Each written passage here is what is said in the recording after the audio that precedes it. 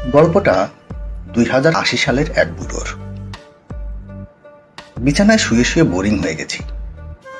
Bed বক্সের উপর থেকে চশমাটা হাতে নিলাম আর খাটের পাশ থেকে লাঠিটা নিয়ে নাতনির ঘরে গেলাম গল্প করব বলে। গিয়ে দেখি ল্যাপটপে কিছু একটা করছে। আমি যেতেই বলল, দাদু তুমি বসো বসো, আমি টিউশনে যাব। বসলাম ওর ঘরে। ল্যাপটপটা খোলাই ছিল। চশমা চোখে দিয়েও ভালো দেখতে পারি না। হঠাৎ মনে পড়লো আজ কত যুগ ধরে ফেসবুকে যাই না। অথচ যে ছেলেটা একসময় দিনরাত ফেসবুকে চ্যাটিং, ছবি আপলোড দেওয়া নিয়ে ব্যস্ত থাকতো। অনেক কষ্টে পাসওয়ার্ডটা মনে করলাম। আইডিটা লগ ইন করে দেখি ইনবক্সে 8000+ মেসেজ। আইডিটা চেনাই যাচ্ছে না, সব অপরিচিত লাগছে। ফ্রেন্ড সংখ্যা ছিল 4700 সামথিং, কিন্তু এখন চ্যাট লিস্টে আছে 28 জন। বৃদ্ধ হয়ে যাওয়ায় হয়তো ওরা আবার ফেসবুক চালায় না।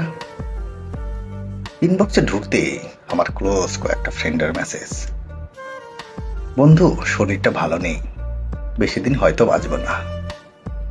মেসেজটা ছিল 5 বছর আগের। খবর পেয়েছি 4 বছর আগেই সে মারা গেছে। আমার প্রিয় মানুষটিও 9 বছর আগে মারা গেছে।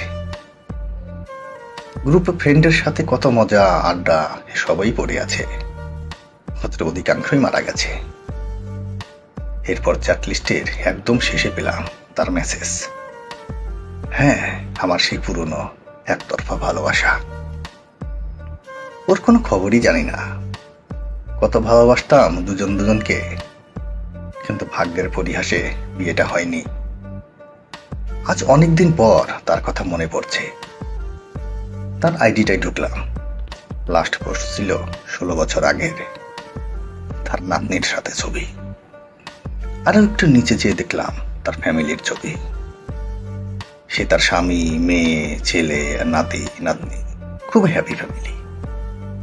ওকে যেদিন শেষ দেখেছিলাম চুলগুলো সেই রকম স্টাইল দেওয়া, পরনে লাল শাড়ি ছিল। কিন্তু এখন এই ছবিগুলোতে সাদা শাড়ি পরা, চুলগুলো সব সাদা, কিছু কিছু আবার মেহেদি দিয়ে লাল করা। হঠাৎ মোবাইলের স্ক্রিনে নিজের ছবিটাও দেখলাম। হ্যাঁ, আমিও তো বুড়ো হয়ে গেছি। ও দেখলে নিশ্চয়ই বলতো বুড়ো দাদু।